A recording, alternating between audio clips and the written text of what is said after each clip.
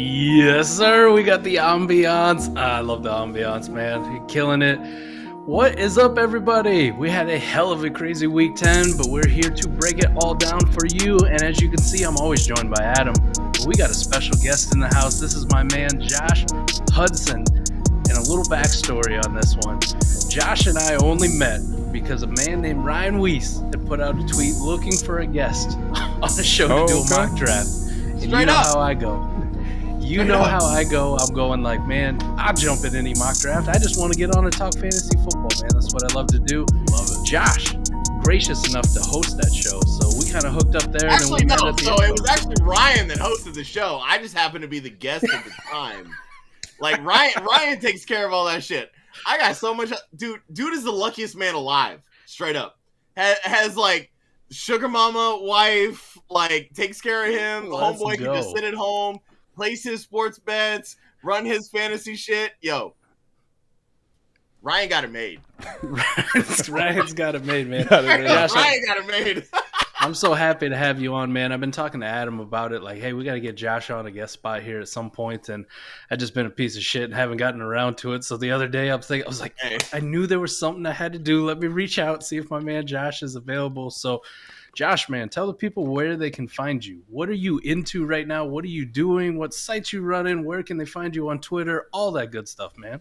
Oh, man. First off, thank you for having me, because I don't think I'm all that kind of special to be guesting on podcasts, but I appreciate it. So I run a site called Club Fantasy FFL. You can find us on the interwebs at www.clubfantasyffl.com. You can also check out our YouTube page, youtube.com/Club Fantasy FFL. You can find us on all the socials, Facebook, Twitter, Instagram, at Club Fantasy FFL. I guess if you really want to follow me, you can find me at the one, that's the one, literally the number one, Hudsonian, just like my last name, Hudson, but like Smithsonian, so Hudsonian. I love it. I had an old baseball coach that called me that once, and I'm like, you know what? I'm sticking with it. That's good branding right there. So I love it, man. I'm feeling, man. Hey, what's that shirt you're rocking there, man? Tell the people about that shirt, because I'm feeling it. Let's see if I can pull back far enough so we can catch this. So this is Her Story in the Making. So something that we do at Club Fantasy FFL, we have what we call a movement. It's called Women of Fantasy Football. If you're unfamiliar with that, 3 years in a row, we've done a series of Women of Fantasy Football shows every August, where we bring on a series of women in the industry of not only fantasy football, but also football in general. We talk to them about kind of their journeys into the world of sports, and honestly, just shoot the shit with them about football and just kind of get to know them as individuals. So I partnered with Howard Bender and Fantasy Alarm, and we've created Her Story in the Making. And what this is just kind of an offshoot Women of Fantasy Football show that we're doing, which is hosted by Britt Flynn, who you can find with Fantasy Alarm, as well as Lightning Round Fantasy. And we're kind of telling her story. You know, we're interviewing a lot of women that are working on trying to get into this space, not just in fantasy football, but again, just kind of creating careers in sports. We debut the show. It'll be this Tuesday at 8:30 p.m. Eastern, so 7:30 p.m. Central. Britt will be hosting. Our first guest is going to be Women of Fantasy Football co-host Faith Enist. Enes. You can find her at FF_leap of faith. She's going to be our first guest, and we're going to learn all about kind of her story, because at the end of the day, she hosts and interviews a lot of these women, but we don't really know her story. So it'll be a nice little kind of story to mold, so to speak. But a lot of people in this space know Faith, and so it'll be a lot of fun because, like I said, it's a good, area where you can get to know a lot of women in the space, and we're proponents of, the non-cis male atmosphere that tends to populate not only football but fantasy football as well. So as we got 3 middle-aged men on here right now about to chat it up about fantasy football. Who knew? Hey, I'm offended you call me middle-aged. I'm only 39. See? Only. But you're an Eagles fan, so it makes you look younger. Adam, baby, how you doing tonight, man? I'm doing good, man. I'm glad to have you on, man. Thanks for coming on. Excited to talk some of the craziness this week. We got a game in overtime right now, fellas. Hell yes. Did they go in overtime? Oh yeah, man. Hey, you know what? As long as the Packers can pull this shit out, that's what we're here for. So we're in overtime because Christian Watson is going the fuck off. Yeah. I sold him Mike decided to trade him away, and of course he's gonna go off. So I need to keep track of every trade that you make for all my dynasty purposes. At this point, Mike, at least I need you to start tweeting every fucking move you make, bro. At least one of us. So yeah, man, we had a crazy day today, and I think we need to start it off with the thumbnail, man. We had another gigantic performance from one Justin Fields, and yes. What are your thoughts, man? Justin Fields went off. I'd like to get both your takes on Justin Fields, on Cole Kmet, on everybody. Well, you don't know this, Adam, but Josh really loves Cole Kmet. That's his favorite tight end in all of fantasy football. Okay. That's his favorite guy. I remember this from months ago, man. I love how you say that and just kind of stroke the beard a little bit.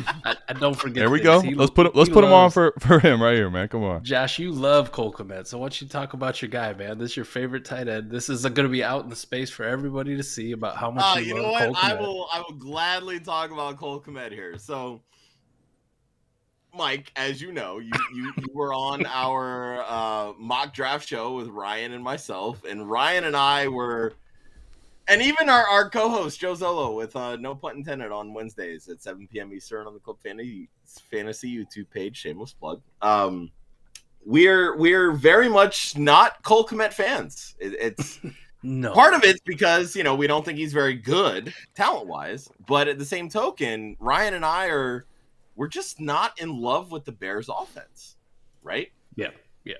So many people were all about the Cole Kmet, top 10 tight end train this year because, who else did Justin Fields have to throw to? And you know what?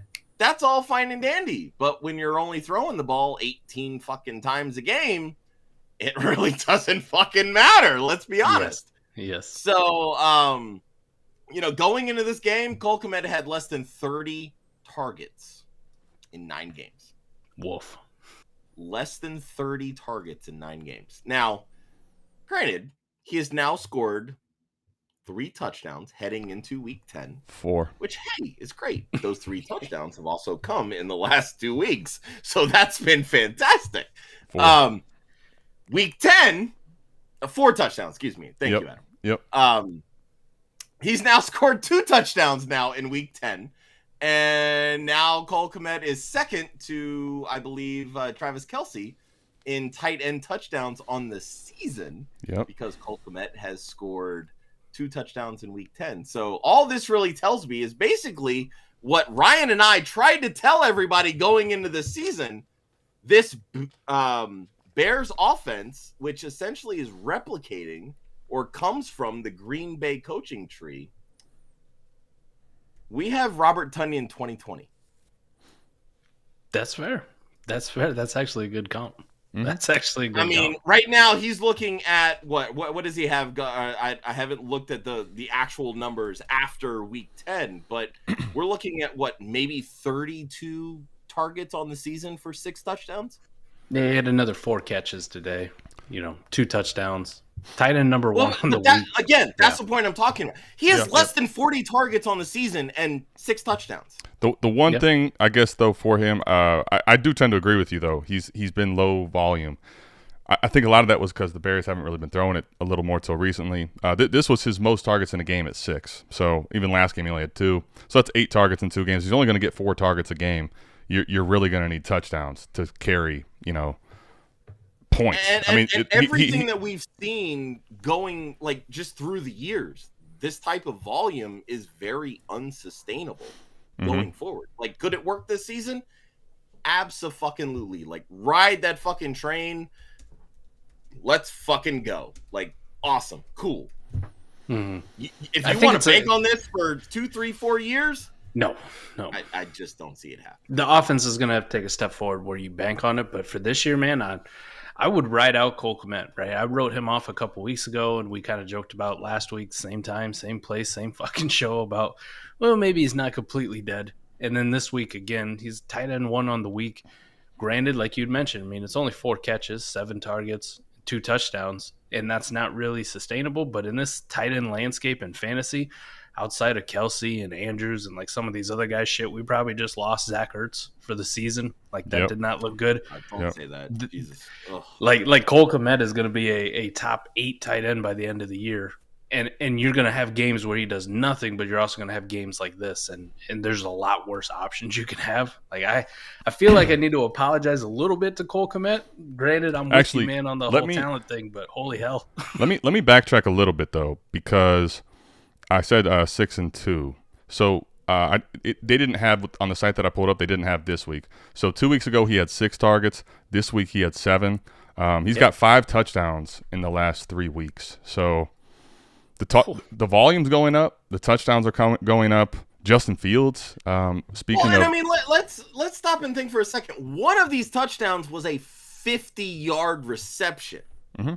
You take that out of the equation, he has...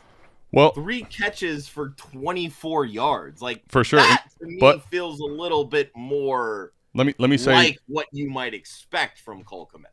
For sure. But let me say why I think that a 50-yard touchdown to a guy like Cole Kmet can happen is because this guy runs so much that defenses are kind of thrown off. And 100%. Let's call it what it is. This guy right now is Justin Fields, that is balling out of fucking control. The rushing upside this guy has, I guess last week on an IDP show talking about how he's different and someone that can take it to the house, does it again this week.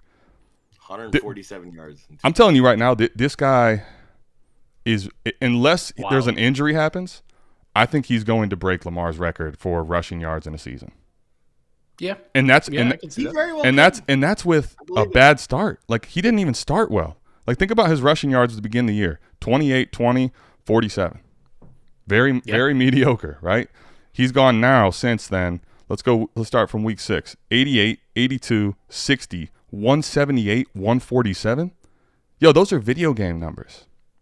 No, he did have a horrible, absolutely brutal pick 6 that he threw today. So that was that was terrible. Dude, that was horrible. Cold, right? But then how does he make up for it? He just breaks off the long touchdown run. He's like, I got it. My bad. Sorry I fucked up. I'll just keep this one myself. Do it myself. And then you got he's going to be QB1 on the week again. Wild, man. What are your thoughts? Josh, how you feeling about Justin Fields? Fields? To us, Josh. How you feeling, man? So here's my thing with Fields. I'm all in for rest of season. I very much think that if we're talking dynasty purposes, he's very easily a top 10 dynasty quarterback. He's probably going to finish in the top 5 in quarterbacks just for this season, and it's literally rushing yards alone. My biggest concerns with Fields, and this was my biggest thing heading into the season, was when you look at his college numbers, and especially even last year, he was very hesitant to run because he wants to throw the football. He wants to work through his progressions. He wants to throw the football. He wants to be a quarterback. We know how athletic this guy is. We know how fast he is, and we are seeing it right now. The beginning of the season, it was the same damn thing. It was, I want to throw the football. At a certain point, he realized My God, my weapons fucking suck. Jesus Christ, I have to literally do everything myself. This is what we've seen the last 2-3 weeks. Yeah. And this is why he's putting up the numbers that he's putting up. The Bears trading for Chase Claypool, I'm not 100% sure that that's going to, quote unquote, right the ship. Yeah. This is basically, maybe we've got something here, but maybe not, and we're still going to have to rely on Justin Fields. Justin Fields right now is a fantasy asset. As a real-life quarterback, I think he can be really good, but until he is surrounded with some weapons, I'm not 100% sold, because we've seen him make some really bad throws. Very bad throws. And this guy holds onto the football way, way too fucking long. Here's the crazy thing, man. You're an Eagles fan too. Doesn't this remind you a lot of Jalen Hurts last year? Like, just the way it is, where he kind of puts the team on his back. The weapons aren't the greatest, and a lot of his production's based off his rushing, where like we still have questions about how long he's holding the football, his pocket awareness, his ability to be accurate and actually throw the football. But then you kind of see what happens with Jalen Hurts this year. Now, I'm not saying that's going to happen with Justin Fields in the future, but with him, like, you get him a legitimate weapon. Now, it's going to be hard to get him a weapon like they got A.J. Brown this year and to keep surrounding him with talent. But you can see the path where it's like you take a quarterback, fantastic for fantasy, fantastic for us for 1 year. Maybe long-term in Dynasty, you do have those concerns about what they do around him. But you're a weapon away and some offensive line improvements away from looking at a Jalen Hurts this year, who has elevated himself into that top 5, top 4, top 3 Dynasty quarterback conversation.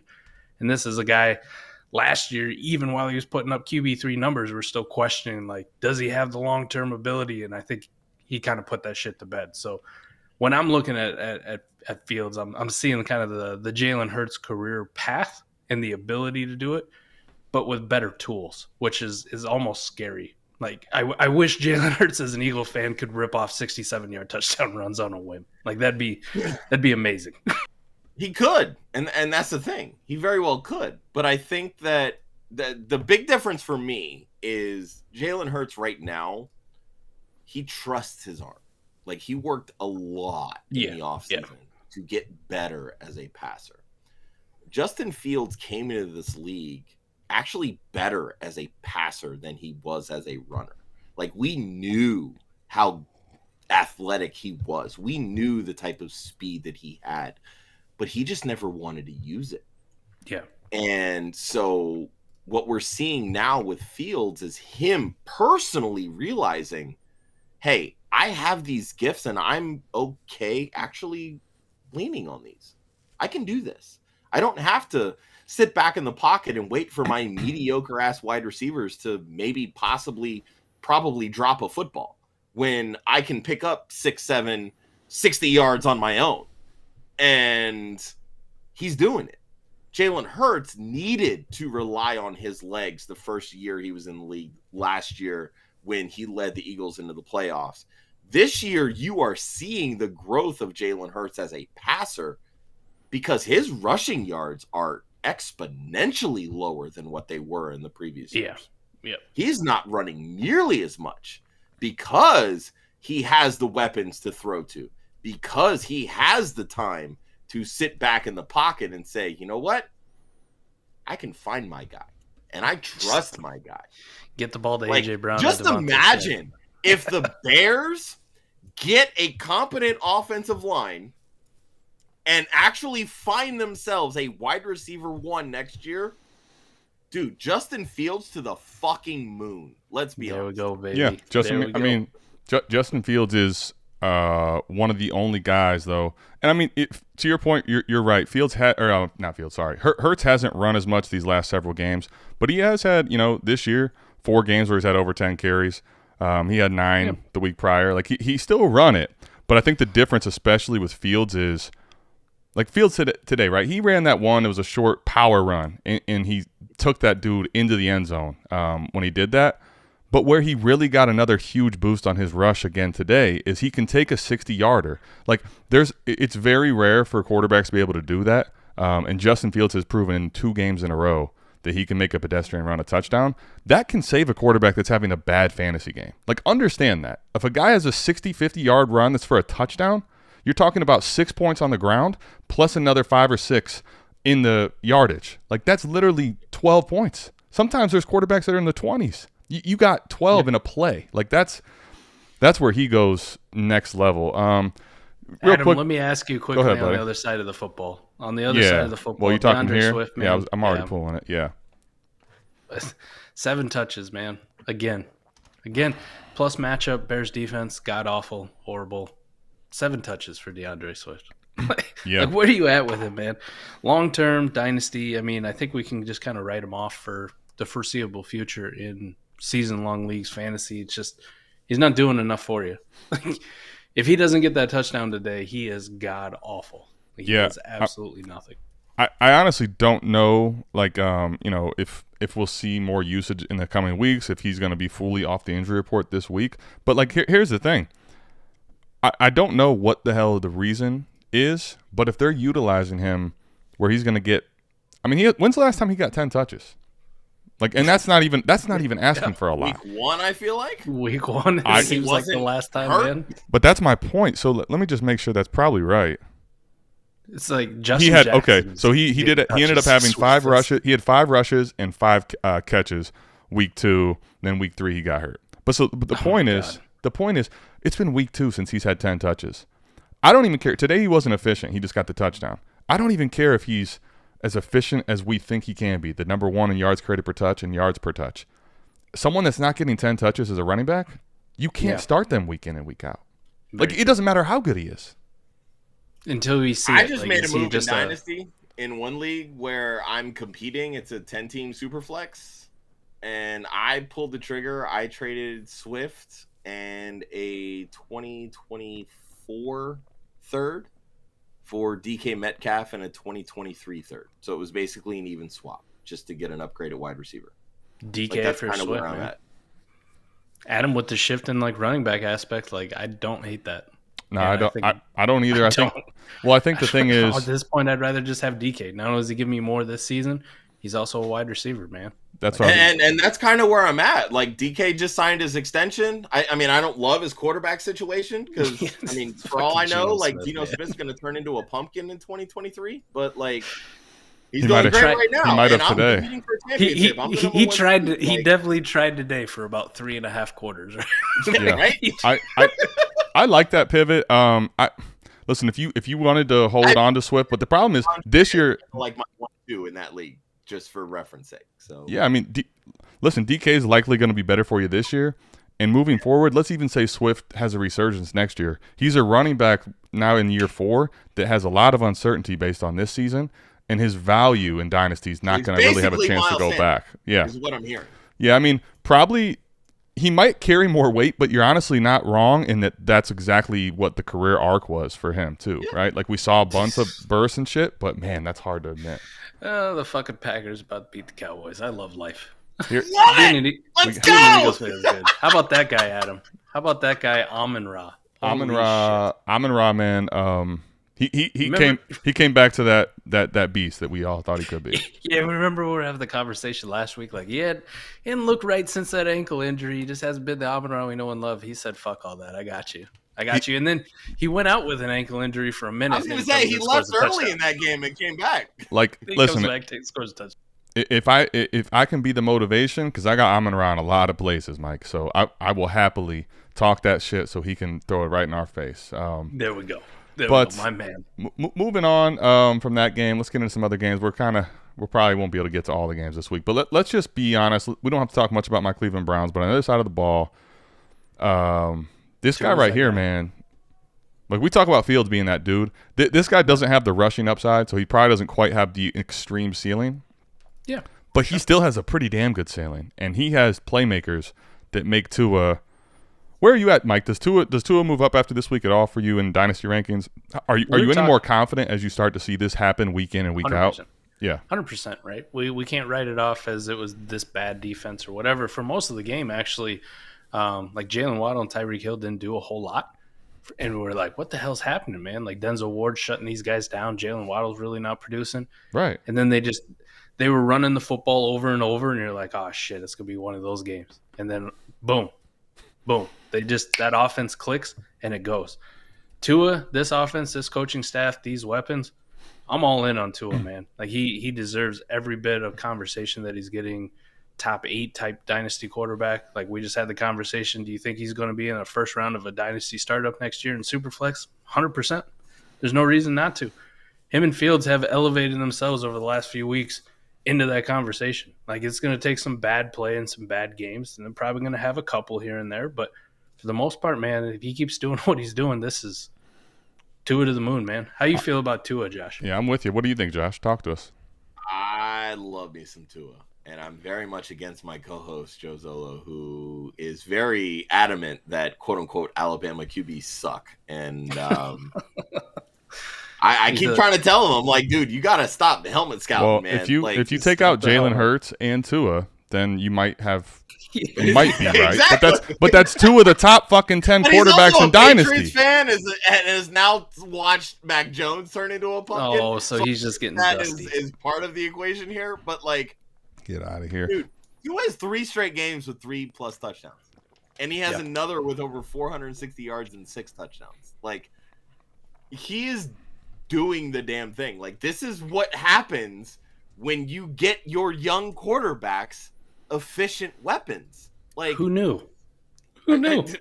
Mind blown. Like, seriously. All of Twitter, apparently, all of the fantasy scouts on Twitter know this is exactly what happens when you get your quarterback weapons. Maybe NFL GMs should pay attention just a little bit. No, but like, and we've known for God knows how long, like even going back to college, like Tua is insanely accurate. He's a very accurate passer. He puts the ball where he needs to put. Does his deep ball need some work? 1,000%. Not going to argue that point. But when he has wide receivers that can bail him out, it doesn't fucking matter. Yes. Yeah, and let's remember too, this is a team that has still, even after forfeiting a pick, they have the Niners pick in the first round this year. They have another second round pick this year. They traded that to Denver in the Bradley Chubb deal. Oh, the Niners pick's gone? Okay, so they don't have any first anymore because they lost that one. Okay, so they don't need a first. They still have a second and a third. I think a couple thirds. But the point is, what I wanted to make here is that they still may not even be done surrounding him with talent, because when you have a quarterback on a rookie deal, you can spend as long as you're not, worrying about having to pay him. So, like, you already have Waddle and Hill, which is making him ridiculous because they're open and they're helping other guys get open too because of coverage. So, speaking of that, man, look how good Jeff Wilson has been in 2 weeks with this team. Yeah, Jeff Wilson Jr. was tailor-made for this offense. Yep. That dude looks like a completely different running back than he did in San Francisco. And he's basically made Raheem Mostert pointless. And Raheem Mostert was good the first half of the year. Raheem Mostert actually had some moments in this game too, and I think for me, when I look at it, the rush for 8 yards to carry and a touchdown. Yeah. It still wasn't as good as Jeff Wilson. Yes, Jeff Wilson looked phenomenal, but Mostert had some moments too. Let's not bury the guy. But I'm looking at it and I'm going, like, if you're on the Miami offense, like, I want you on my fantasy team. Other than Cedric Wilson, your Cedric Wilson's horrible. And Tyreek. Hey, you know what? He took a sack instead of throwing an interception. Let's give the guy some props. We'll give Cedric Wilson some credit for being a heads-up play, taking the sack. But Waddle was fantastic again. Tyreek's fantastic always. He got another touchdown, which is good. Yep. Not as many catches for Tyreek, but Waddle 4 for 66. No touchdown for him, but still doing the thing, man. If you can get any one of these wide receivers who's just going to give you at minimum 10 points in your fantasy lineup week in and week out in a PPR, like, you're doing something right. You're doing something right. Because we also see these guys go for 20 or 30 on any given moment. Real quick, we got our boy B in the building. B, what's good? So we got a question here from our guy Dynasty Barry. Shit. So Mike and Josh, what do you think, man? I just got offered a 24 first and second plus 2 23 thirds for Cup on my May contender, and knowing that the ankle issue did not look good. Also, I'll say this before we judge the trade: be very careful to assume anything there. And I don't know if I'm speaking too soon, if we've seen something confirmed, but we thought Aaron Jones was going to miss a lot of time. And Aaron Jones actually looked good today. So something to keep in mind, even though it did not look good when he went down. The statement I saw going around Twitter was from Sean McVay. It didn't look good, and it didn't sound good. Now, I'm going to take that second part. Shit. That anytime you hear the part that doesn't sound good. So, DB, my advice to you, like at this point, a first and a second, 2/3. Like if he was healthy, I'd do it. If he was healthy, I'd still strongly be considering this. I get it. He's a high warp guy, but at some point the wheels are going to fall off just because of age. So I would have done this anyways. But when I hear quotes about like it didn't sound good, I'm good, man. I'm pushing that fucking button. If I'm wrong, I'm good being wrong. But if I'm right, I'm going to be doing a dance. I'll be doing a dance that I got off him. I would say what gets me here is he said main contender. You're not getting any players back. You're just getting picks. Yeah. So unless you have somebody on your bench that can realistically fill in even half of what Kupp is doing right now, I would struggle to make this deal. I really would. Even with the mystery that surrounds Kupp and this ankle injury right now, because like you mentioned, Mike, like people sit here and they condemn players before full reports are even out, and then they're back playing the next week. Like we thought DK Metcalf was going to miss 2 to 3, 4, 5 weeks with whatever injury he had, and he hasn't missed a beat. It's the same thing with, like it's really hard for me to be like, yeah, this injury is going to be serious with Kupp. Like I don't want to doubt the head coach or the training staff, but at the same time, like MRIs and everything else, like that's why they're there. Like you do those things for that exact reason, so you can get more information and tell the timetable of these types of injuries. So if it was a 2023 first, I might consider it.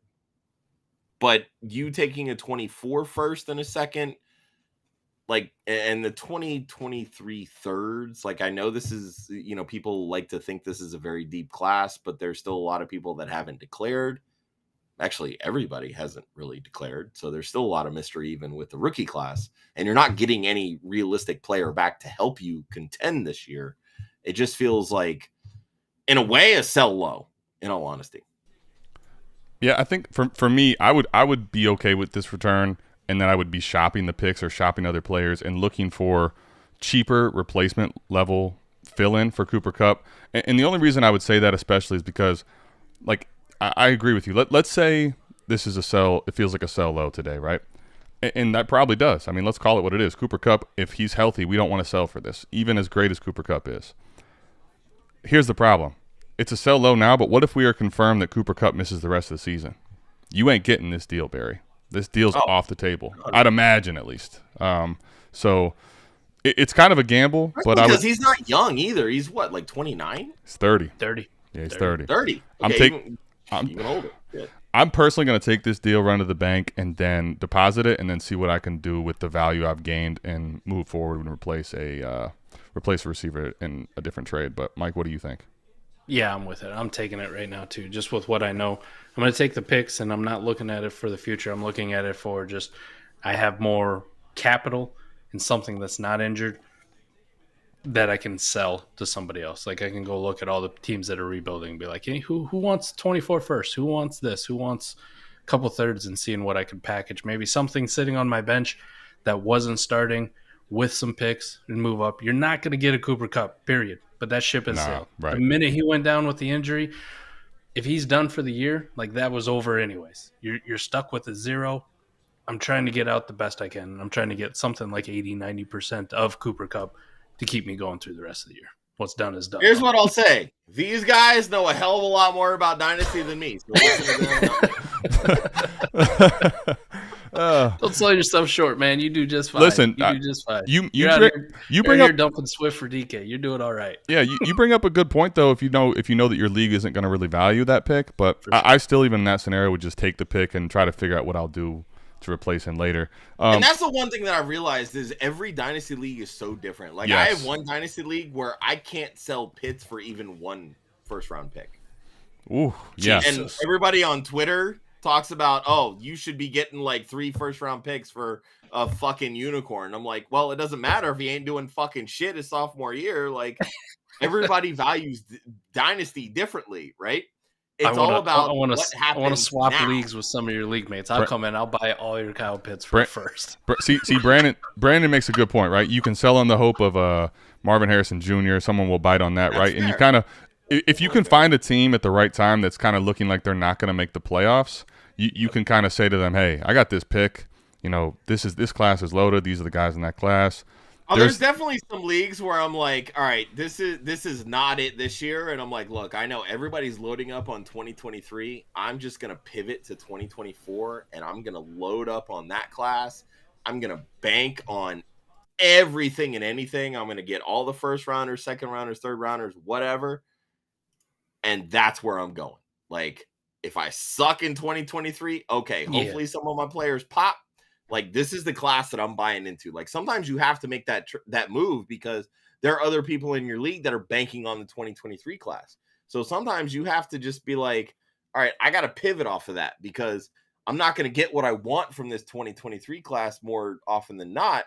So I'm just going to push it a year. It sucks because you're losing your buy-in or whatever it is, and it might be tough, but that's the art of Dynasty at that point. So. For sure, man. Absolutely. Yeah. You want to get in a couple more games here, Mike? We're kind of. Fuck yeah. I don't want to run people too close to the game, but while everyone's here, let's just get into it, man. We got Justin Jefferson balled out of control, man. Right? Ridiculous, Dude, man. that fucking catch! Oh my god. Which one? Can we talk about that? Which one? Yeah, which one? I know the one he's talking about. That was crazy. Exactly which one he Homeboy is. strong-armed this shit off of the defender between two hands. And said, "This is my ball, motherfucker." Like, seriously? Yeah, you know what's crazy though? We've seen one-handers, but one-handers where you're like one-handing it away from a guy as you're in an awkward situation and ripping it from. Yes, that was ill. It wasn't for a touchdown. Nah. That's why it wasn't in some people's eyes. It wasn't as impressive as like the Odell catch against the Cowboys, but then you have then he almost scores a touchdown. You think he scores a touchdown, then it's short. Then they don't score on that play. Then the Bills get the ball and there's a safety, or not even a safety. We thought it was a safety. Then it's a touchdown. That shit was crazy. This whole damn game.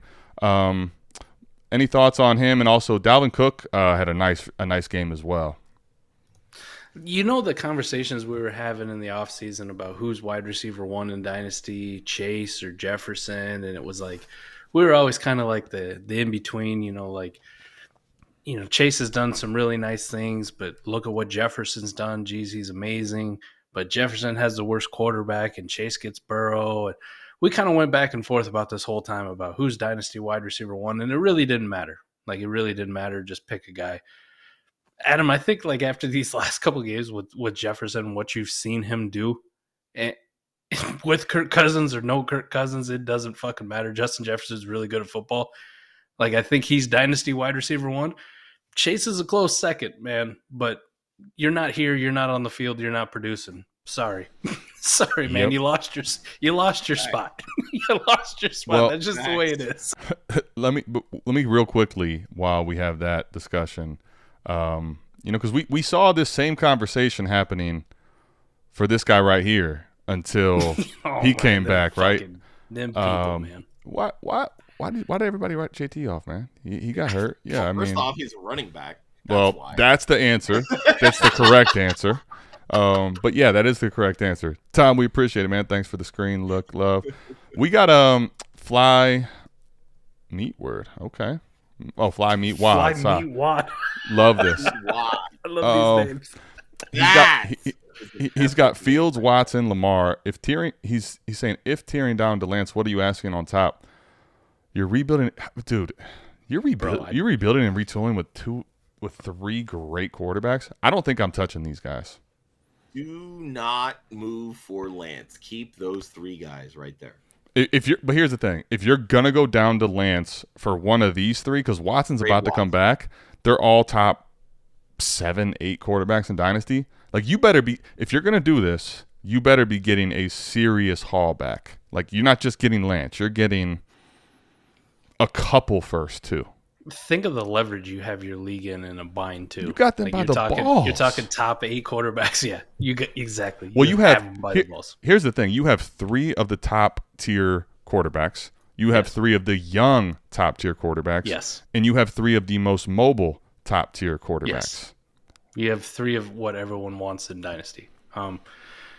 The only way this gets better is if you're like, I got Herbert, Allen, and Mahomes. Okay, so fly Meatwad real right. quick.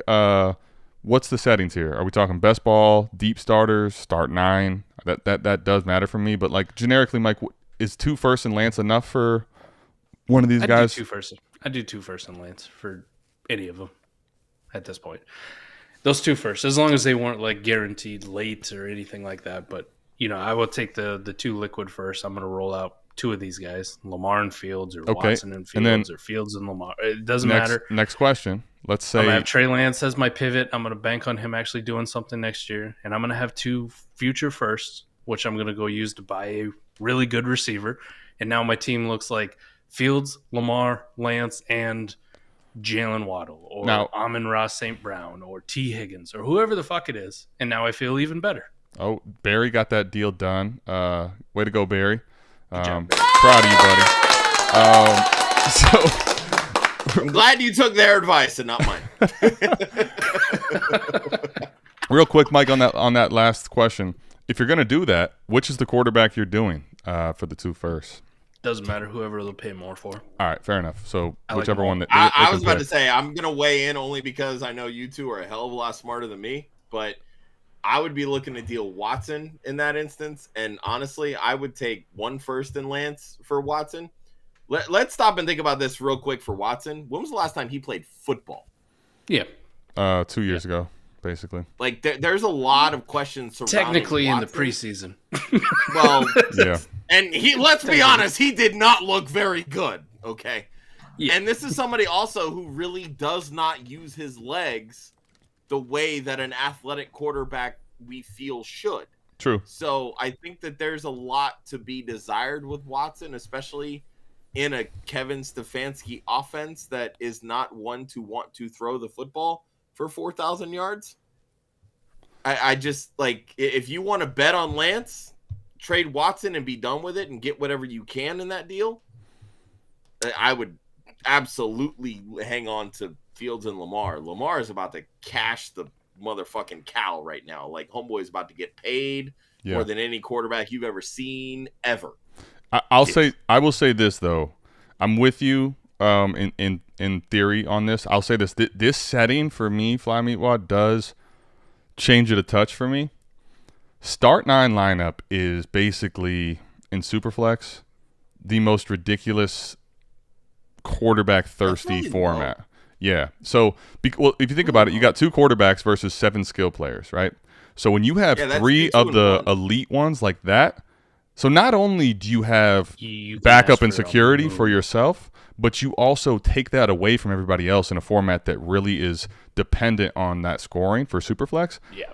I'll be honest with you, man. I am going to hold the 3 of them unless they are coming. Because here's the thing. People that want Watson, and I would say that all those quarterbacks for me are very good, but whatever it is you want, Watson, Lamar, or Fields, people will continue to up the offer to you if they really want them in a format like this.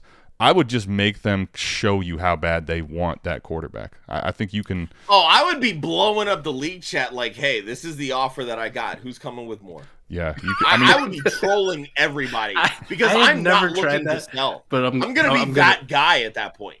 It's basically like an auction going on in the chat. Oh, I like that. Highest offer gets it. If I don't get what I want, I'm gonna try that next time. Patty says we do have a high ankle for Kupp. So Barry, I think you're gonna feel really good about this because he's likely not gonna be moving very well the rest of the year. That sucks to hear, man. Any other games you want to talk about real quick, Mike or Josh? Adam, I gotta put my guy Saquon up there, man. Anytime you tote the rock for fucking 35 times in the game, 35 totes, man. In this day and age, Saquon deserves to be up there. Built different, right? And oh my gosh. We'll see what CMC does, but I said it on the start sit. Like, if you got to sit one of them, it's incredible that you do. But I'm not sitting this guy versus the Texans team, and look how many touches he got, man. So we had some wide receivers go off. CeeDee Lamb, Justin Jefferson, Christian Watson, Christian Kirk. Welcome back, baby. Yeah, welcome back. Yeah, man. Christian Kirk was really good. Nick Westbrook Ikine. For those of you in best ball leagues, I guess you're happy. Those of you in lineup leagues, you fucking hate yourself. Christian Kirk was real dope, man. The Titans haven't thrown to a wide receiver in 10 weeks. Like, how in God's name are we to expect this? We got Paris Campbell over 20 fantasy points per game this week. What the fuck is going on here? Yeah. But some mainstays, Adams, Diggs, Amon-Ra, of course. George Pickens had more points on the ground than he did through the air. God damn it. So, I mean, it's just a clusterfuck out here, you know?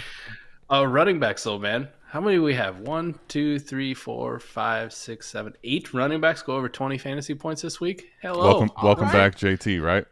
Thank God. Yeah, Thank God baby. JT's back. But, yeah, some of them, to Josh's point earlier, Jeff Wilson, 22.3 fantasy points. All right.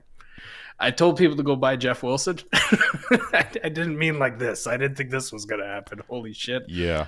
Hey, you know what? To be fair, people never should have dropped Jeff Wilson. True. James Conner. Like, I feel like some people may have panic dropped him because CMC got there, but like at the end of the day, if everybody was buying into the whole CMC is injury prone, this and that, yada yada yada, blah blah blah, you should have never dropped Jeff Wilson. The moment that he was traded to Miami, that should have been a boon for you because guess what? He knows that fucking system. He was literally in it last year. Yeah. Mike McDaniel was his running back coordinator. Well, when they traded for him, you should have gotten a signal that they want to use him. I don't know if anyone saw this, but to your point. And it's not even like they gave up like a 6th or a 7th. Like they gave up a 5th. Like I understand it's not like stupid high draft capital, but for a team that's been bleeding draft picks the last 6 months for assets, they're going to use the guy. And let's not disrespect anymore the young Joka Kadarius Toney hopscotching his way into the end zone. Dude, doing the hopscotch on one foot all the way there. Made a real nice catch on the sideline later on in the game. Into the end zone on one hamstring. Dude, Juju got a concussion. That hit was scary. Feel bad for Juju too because he has been coming on strong the last few weeks too, right? And you don't want to see injuries for players. No. I hate seeing injuries for anybody. But I will say this though, that offense has already seemed like it needed a spark that wasn't just Travis Kelce, and it's starting. It's early. We need a lot to see. We need the guy to stay healthy. We need to show that he can earn targets. But there was a start today that made you think like maybe Kadarius Toney's going to be a thing in this offense. Yeah. Yeah. Last one I'm going to touch on, then we'll bounce out of here, Adam, just because I don't want you to miss a chance to dunk on this guy like you always do. But remember, Aaron Jones was hurt. What's he do? Come out, 24 carries, 138 yards and a touchdown. And what does your guy, A.J. Dillon, do? Fucking nothing. Well, I'll tell you this much, man. 6.5 fantasy points. No one cares. A.J. Dillon, you know what he's become? He has become like the master plotter. Right? Like he's great at it. And the best part is he's getting no valuable touches. He's getting the grinder work, 13, 10, 11 carries. But he hasn't scored a touchdown since September 11th. Are you shitting me? It's really been that long? Guys, there's nothing that he offers. Like when I go to start sit and I tell you I'm not starting A.J. Dillon, that's not me just talking shit. That's just I don't want meaningless work between the 20s, not getting very much red zone work, and not getting passing volume. Like, what is good about that? You remember this morning? You're literally holding on to A.J. Dillon as a maybe Aaron Jones gets hurt and misses games. Maybe. Like, that's why so. A.J. Dillon is, quote-unquote, on your roster right now. And the crazy part is people thought that was coming, and then Aaron Jones came and did this without missing a week, which is like, oh, shit. Yep. So, bro, but that's the thing is like you can't I don't know how you guys operate, especially in redraft leagues. The way that Ryan and myself, we typically and Joe, we're not about dropping running backs, especially the 1-2 in the pecking order. Yeah, because the moment that one gets hurt, the 2 goes up. Yes, just see 100%. Benjamin and Darrell Henderson for those that unfortunately spent 3rd round picks on Cam Akers. We look at it from the dynasty landscape, especially for us when we look at it. It's like, why were people going out and paying what they were paying for A.J. Dillon when this is what you get, right? The dude's getting outscored by Kyron Williams. I'm not going to lie. Definitely should have sold him for whatever I could before the season started. Alec Ingold and Jalen This is Warren. why I say, everybody, listen to these two when it comes to Dynasty. No, man, I just thought it was great. I didn't want Adam to miss up the chance to dunk on A.J. Dillon because it is kind of fun at this point. It is. Yeah, we had to. Akers does still hurt. But, Akers still hurts. We've moved on. We've moved on. That's right. Shane, he's a buy low for 2023, right? That's the hope we're banking on. He's a buy for nothing for 2023. Like, you could probably get him so cheap. Yeah, it's. I got all these shares that accumulate no value, just hoping and praying. But, that was really it, man. I hope that gave y'all some value. A lot of crazy games today. Be interesting to see how this Niners game goes and Monday Night Football goes. Hopefully you guys won your matchups. I think that's really all we got, Mike. Anything else? Josh, did you want to plug anything or talk about anything before we get up out of here, man? I talked just about everything before, but you can find everything that I do with my site, Club Fantasy FFL, at Club Fantasy FFL on Facebook, Twitter, Instagram. The URL, www.clubfantasyffl.com. You can hit us up on YouTube. When we approach 500 subscribers, we're going to let you choose what our giveaway is. You can choose either a Mark Andrews signed Ravens mini helmet, a Stephon Diggs signed Bills jersey, or a Nick Chubb signed Browns jersey. And that is youtube.com/Club Fantasy FFL. If you really feel like following me, twitter.com/@the1 Hudsonian, just like this. Man, love it, man. We got we got to get one of them shirts, Josh. I know I gotta get one of them shirts. Oh, don't worry, I can drop the link wherever you guys need it, man. Love it, man. We'll get a shirt. If you're here, we got a giveaway coming once we get to 1K. He's got one coming for 500. You might as well hop on his as well. Try to get 2 giveaways, But we appreciate everybody coming in, man. And nothing to be better than winning a Jackson Smith and Jigba signed jersey and then winning a Mark Andrews signed helmet. Let's go. Right. We got this. All right, Josh, man, thank you so much for hopping on, buddy. Thank you, Mike. I appreciate you inviting me on. Adam, it's been a pleasure chatting with you and getting to know you, man. Absolutely, Josh. Thanks for coming on. Shitheads, everybody tapped in. We appreciate it. We will see you back here, same time, same place next week. Make sure you're tapped into Tuesday, AMA, as well as the trade show, which always drops on Saturday. 40 chess on Fridays. And speaking of Fridays, make sure you're signed up for the newsletter. Free. $99. Please don't miss out on the newsletter content. It is awesome content. But we're out of this thing. Peace. Peace. Later.